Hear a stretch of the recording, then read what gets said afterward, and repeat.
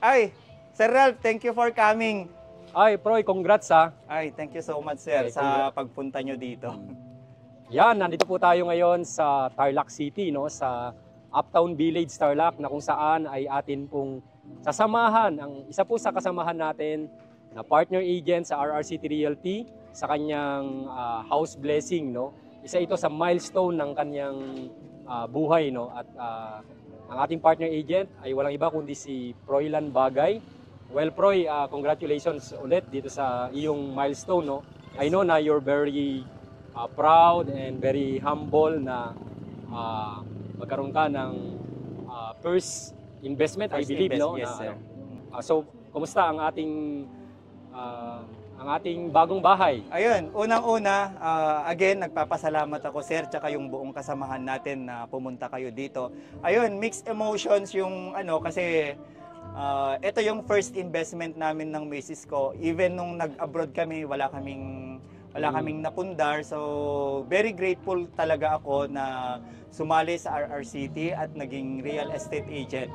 At dito kami nagkaroon ng opportunity na magkaroon ng unang investment. Masasabi mo ba na ito ay katas ng pagiging real estate agent or combination ng both? Combination siya, Sir Ralph, pero mas malaki yung percentage ng real estate, ng katas ng real estate. So, ang ganda talaga ng real estate, Oo, no? sir. Oo. So, itong unit mo, Proy, no, renovated na. Ganito ba ang itsura niyan? Yes, Ganito sir. siya, Corner original? lot po ito. Oo, So, itong nung area binili ko siya, ganito siya, Ganito sir. siya. Oo. So, ito yung extra lot niya. Mas malaki lang. Tapos, ito yung main building. Oo. So, nung renovate na namin, Sir Ralph, is ganito, ganito na na. yung itsura niya. Mas malaki lang yung lote nito, no? Yes, sir. Para dito. Yes, sir. Okay? Yan. Tara, pasok po tayo. Tingnan natin. Para... So, ito yung extra space. Yes, ito yung extra space namin. Oo. Tapos, provision for car garage. Tapos, ginawa kong yung, dahil malaki naman siya, Oo. so, Doon may sa loob guest na yun. room kami doon. Yung entrance Yes, sa bahay. main entrance niya. Oo. Yun. So, itong area mo na to, mga gaano kalaki siya? Itong harap natin, sir, yung frontage natin is 1.5 by 1.5. 3.5. Okay. Yan. So, pasok tayo, sir. Kasi ito na yung renovated. Yan. Ito, pinalitan ko na yung niya, yung door. Oo. Ito. Yan. Ganda na ng pagkaka-renovate, no? Yan. Yung naayos Socialized socialized townhouse na 31.5 square meter. So, pinaano na namin yung sinagad namin hanggang sa likod. Kasi originally meron siya dito, no? Yes. Tapos Nung pinamakmak una, mo na. sir, nung una kasi parang maliit lang siya. Pero nung na-renovate na siya, Kasi sinagad na doon maluwag naman na siya. Sinagad na sa likod, no? Yes, sir. Actually, tatlo lang kami sa family. So, napakaluwag na itong socialized townhouse para sa amin. Tapos ito, malaki din yung likod niya, no? Yes, sir. Kung titignan mo. Ang niya, sir, is 2.7 by 3.5 itong likod niya. Tapos na-maximize yung bunga, no? Tapos, yan, para gumanda Ito siya. yung mga cabinets. Binilt-in na namin yung mga cabinets. So, na-occupy lahat, no? Yung space sa likod. Yes, no? sir. Laki din pala ng no? Pagkaka-layout, pagka talagang sinagad mo. Yes, sir. Tapos ito yung CR ninyo. Tsaka ito, sir, yung iba kasi, yan yung original na pintuan, ng toilet. dito sa side na to. Pero, Okay. pinalitan namin, nilipat namin siya dito. Dito sa area. Yan. Dito na yung door niya, no? Yes, ito yung door niya. Tapos originally kasi, syempre, wala namang tiles. Kaya, Yes, sir. pinatiles yun. Tapos, ang luwang din, no? Pagka Yes, sir. talagang tsaka naparenovate kahit na. makikita mo yung socialized townhouse na bear type, pag sa Oo. una, parang hindi siya ganun ka akit-akit. Pero pag na-customize mo naman, kagaya sa amin, sir, nilagyan na namin ng mga lagayan ng sabon. Tapos Kaya nga. pinaganda na namin yung mga binago na yung toilet bowl, yung no? toilet bowl. Kaya nga. Ganda.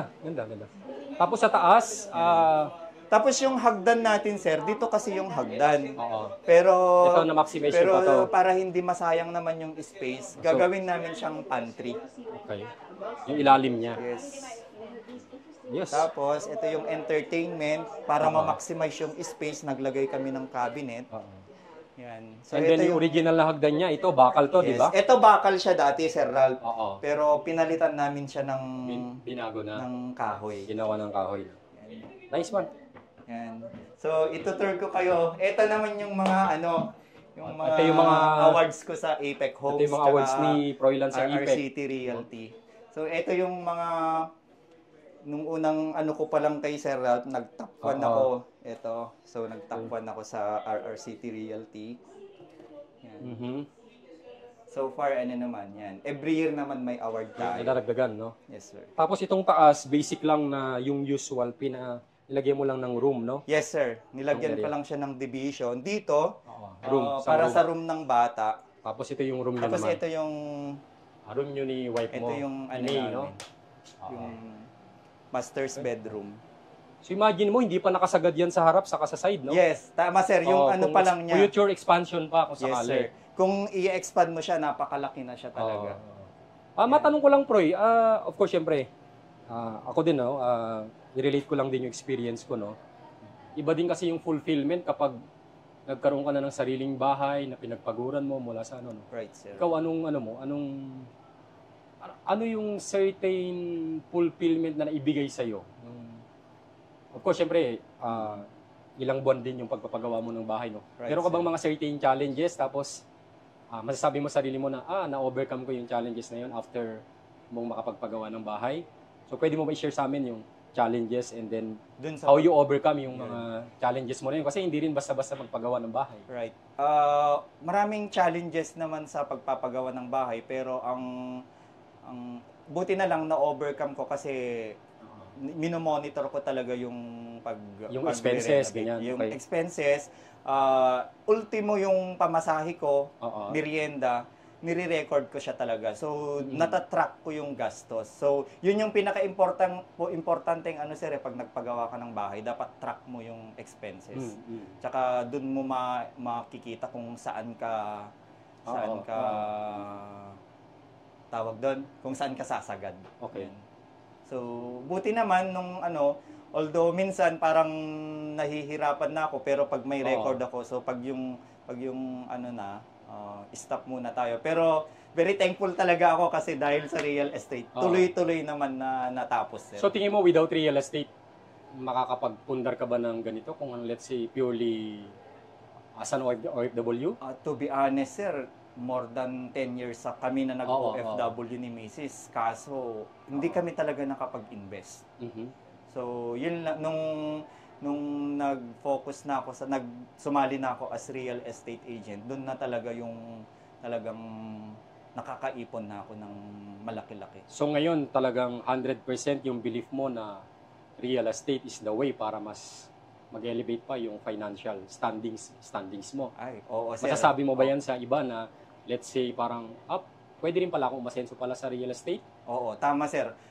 Talagang ano yun kasi subok ko na yun kasi ang dami ko nang sinubukang trabaho. Nag-Taiwan ako, nag-Hong Kong ako, pero to be honest talaga, parang pag yung OFW ka, umiikot lang yung pera mo kasi pag nag-OFW ka parang yung nasasatisfy mo lang yung sarili mo, yung Basic pamilya needs, mo. Yes. Pero pag nag-real estate ka kasi, lalaki yung sahod mo tapos didisiplina mo pa yung sarili mo, sir. In terms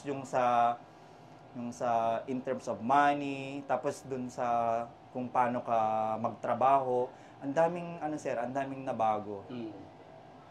Alam ko, Proy, 5 years ka na sa real estate pero 3 years ka mula nung nag-full time, di ba? Mga 2022. Yes, sir. At meron ka rin namang pwedeng, let's say, option na ibang realty. Tingin mo, ano kaya yung nag-stand out sa RRCT Realty? Without, syempre kaharap mo ako. No? So, Yes, sir. Pero I mean, assuming wala ako dito, ano tingin mo ang nag-stand out sa RRCT Realty?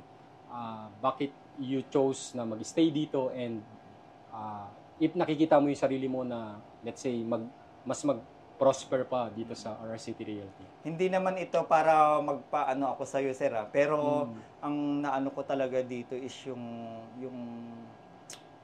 tawag dito, yung training, yung talagang iti-train nyo muna kami. So yun yung unang inano ko kasi nung training nyo ako, doon ako naging mahusay na talaga hindi lang sa pagbibenta, yung the way na iano mo yung sarili mo, yung sa disiplina. Tapos pangalawa, syempre yung support nyo sa akin, tsaka sa buong team. Hindi naman maipagkakaila yun. So, may mga nakakausap naman ako na kakilala kong agent, pero yung ano natin, yung the way na i-support nyo, hindi na lang sa trabaho, pati sa family, personal, yun yung support nyo sa amin. So, yun yung isa pa. Tapos pangatlo, yung culture ng buong team talaga, yung susuportahan, nagtutulungan, tsaka nagre-respetuhan. Yun yung importante, sir. Alright, thank you, Proy, sa pag-house tour at sa bibigay mo sa amin, pag-share mo sa amin ng experience mo. Of course, syempre, nabusog kami sa food, no? Salamat sa pagtanggap mo sa amin dito ngayon sa bago mong bahay. Anyway, para po sa ating mga viewer, ayan, pwede nyo i-consider ang pagiging real estate agent at ang RRCT Realty kung ito yung nakikita ninyo. So, that's end our house tour with our partner agent, Froilan Bagay. Thank you. Bye-bye, God bless.